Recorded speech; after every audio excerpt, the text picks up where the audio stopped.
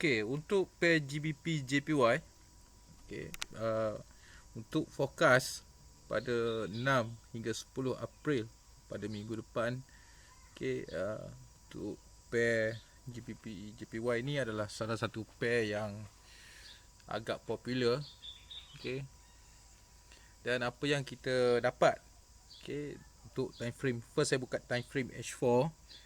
Okey, apa yang kita dapat dekat sini ada satu candlestick dominant, okey, yang dia buat breakout sell.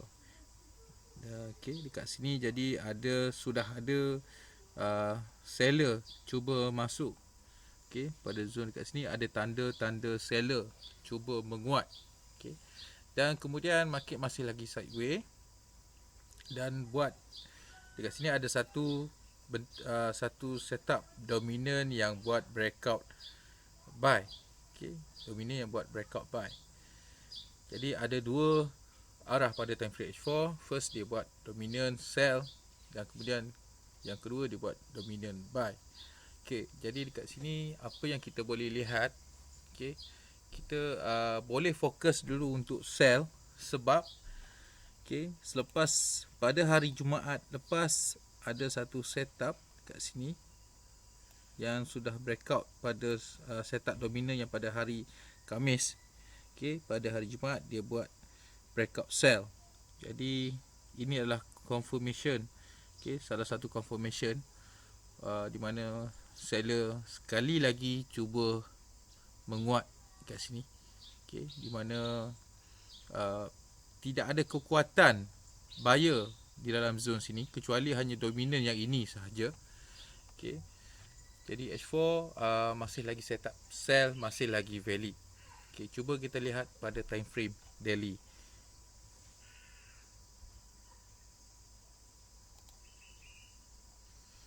Okey, pada time frame daily seperti forecast untuk pair GBP USD yang saya dah sharing.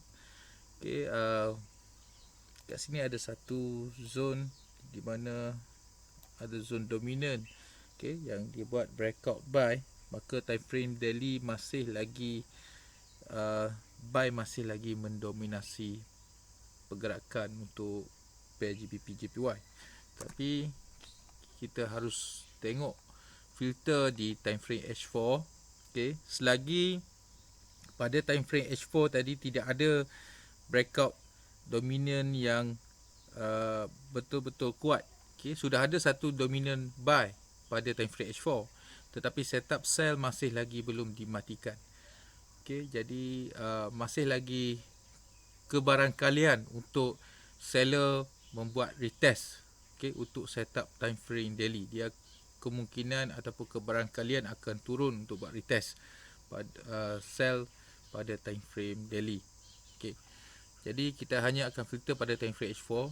Okey, jadi sebelum kita buat rumusan untuk pair ini, kita akan filter lagi dekat time frame H4. Okey, kita akan lihat di mana retest point untuk time frame untuk setup dominant pada time frame H4. Jadi di sini adalah retest point. Okey, satu di sini dan yang kedua adalah di sini. Antara retest point yang terdekat dekat sini saya hanya tandakan dua retest point. Okey, itu pada harga 134.27 dan yang di bawah 133.48. Okey, kedua retest point ni masih lagi valid dan price sudah buat retest. Okey, dan kemudian untuk zone dominant yang terbaru di mana ada dominant yang breakout sell, retest point dia adalah di sini. Okay. Ini adalah retest point yang valid untuk setup dominant yang terbaru dekat sini. Jadi kita lihat balik guna candlestick. Okay. Jadi kemungkinan akan buat retest untuk setup di sini. Okay. Kemudian buat penurunan. Okay. Itu jangkaan saya. Okay. Jangkaan awal dia kena buat penurunan sebab setup sell masih lagi valid. Okay. Jadi okay, apa yang saya boleh rumuskan untuk pair GBP JPY, sell masih lagi valid.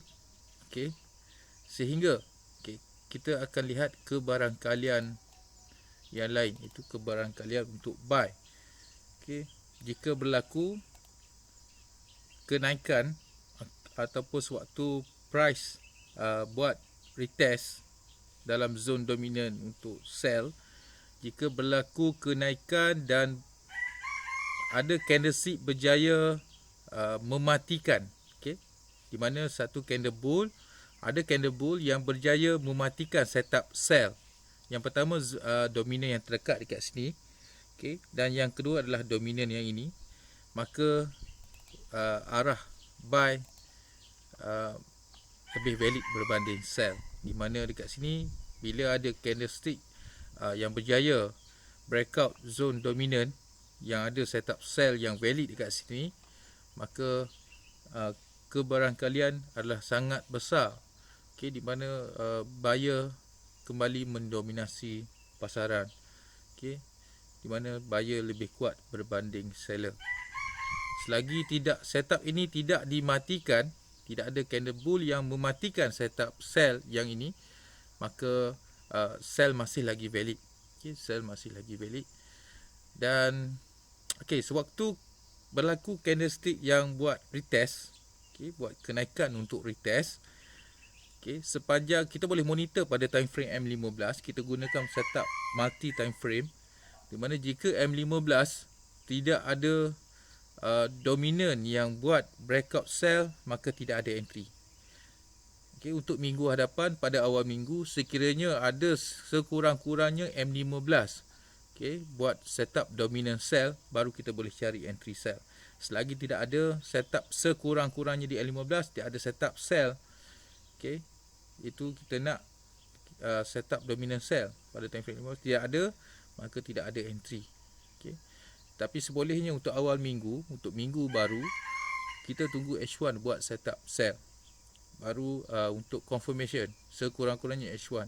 Sebab pada awal minggu, sekurang-kurangnya H1 ada setup dominant sell, baru kita boleh cari ataupun entry untuk sell menggunakan setup dominant pada time frame H4. Jadi kebarangkalian yang pertama adalah kita masih lagi fokus kita untuk minggu hadapan masih lagi sell. Dan yang kedua, jika keadaan di mana ada satu candle bull yang berjaya buat kenaikan, yang mematikan setup sell, maka dekat sini ada tanda buyer kembali menguat. Maksudnya buyer mendominasi pasaran. Dan sekiranya tidak ada breakout bull yang mematikan setup sell, ada candlestick yang naik, candlestick bullish yang mematikan setup sell yang ini, maka sell masih lagi valid lah. Sekiranya berlaku keadaan seperti ini, baru dia boleh kuat untuk melakukan kenaikan. Dan setup ini juga dia mesti, jika setup untuk kuat untuk sell, jika dia setup ni kuat untuk sell, dia mesti buat penurunan dan kemudian dia berjaya breakout, mematikan setup setup buy yang ada dekat sini. Ini adalah zone untuk buy. Jika dia buat penurunan dan mematikan setup buy, insya-Allah akan berlaku satu perjalanan turun lah. Itu rumusan yang saya dapat rumuskan untuk pair GBP JPY. InsyaAllah jika berlaku setup macam ni, seller menguat, ada confirmation yang kuat untuk kita intai setup sell bagi time frame, bagi pair GBP JPY. Itu ada dua kemungkinan. Jika berlaku setup seperti ini, sekarang untuk situasi semasa, sell masih lagi valid. Jika berjaya turun dan mematikan, dekat sini confirmation lah, double confirm lah.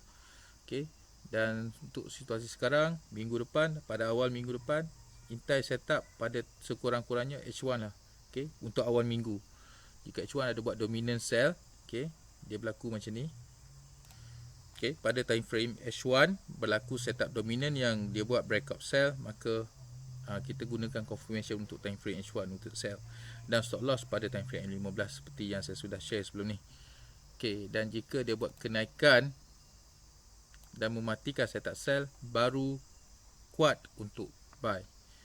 Okey, sesuai maksudnya kalau dah dimatikan setup sell pada time frame H4, itu bermaksud price ataupun market akan follow balik time frame daily untuk buy. Okey, sikit saya nak sentuh untuk time frame daily.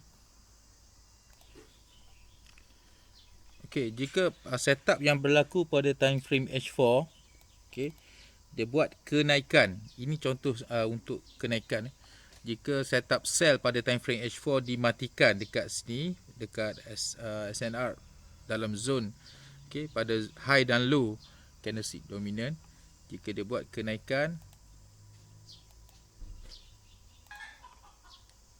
okey, dan secara automatik dia mematikan setup sell pada time frame H4, okey, kita boleh intai setup sell pada time frame L15, okey, untuk buy. Okey, bukan sell, kita akan intai setup buy pada time frame L15. Jika H4 setup sell pada time frame H4 dimatikan, maka kita akan intai buy pada time frame 15. Dan seterusnya, jika pada time frame daily kenaikan tersebut berjaya dengan candle bull berjaya close dan mematikan pada setup H4 tadi, dan seterusnya dia buat breakout dekat sini, siap dengan setup iaitu breakout buy pada time frame daily. Dekat time frame daily ini adalah candlestick dominant dia. Okey, dan di sini adalah SNR, zone SNR yang kuat. Okey, jika berjaya buat breakout buy pada time frame daily, maka akan sambung lagi kenaikan satu perjalanan untuk naik. Ini untuk time frame daily. Okey, anda boleh hold untuk position pada time frame H4 jika setup buy valid pada time frame H4 tersebut. Okey, jika berlaku penurunan, okey, setup sell yang saya rumuskan tadi adalah masih lagi setup sell yang valid. Jika dia buat penurunan dan seterusnya mematikan, okey, setup buy yang saya tunjukkan tadi, ada satu setup buy pada time frame H4. Okey, setup satu ada dua setup sell dan satu setup buy. Okey, jika setup sell itu valid dan kemudian dia buat penurunan selepas kita dah buat entry pada time frame 15, dan dia buat penurunan dan mematikan setup buy pada time frame H4, okey, maka dekat time frame H4 seller sangat-sangat kuat. Okey, dan sehingga jika time frame daily dapat dilihat pada time frame daily, jika berlaku penurunan lagi dan buat breakout sell untuk setup dominan yang ini, buat breakout sell, maka akan ada lagi akan sambung continue untuk turun. Okey, akan buat penurunan yang sekurang-kurangnya pada SNR dalam zone dominan dekat sini, sama ada di sini ataupun di sini. Okey, ini yang saya dapat rumuskan untuk GBP JPY. InsyaAllah anda boleh gunakan analisa yang saya share berdasarkan candlestick dominant. Okey, buat comparison dengan analisa anda sendiri, insyaAllah. Okey, jika bermanfaat, sila gunakan, insyaAllah. Okey, semoga kita semua profit pada minggu hadapan. Okey, daripada 6 hingga 10 April minggu depan, insyaAllah. Okey, Assalamualaikum.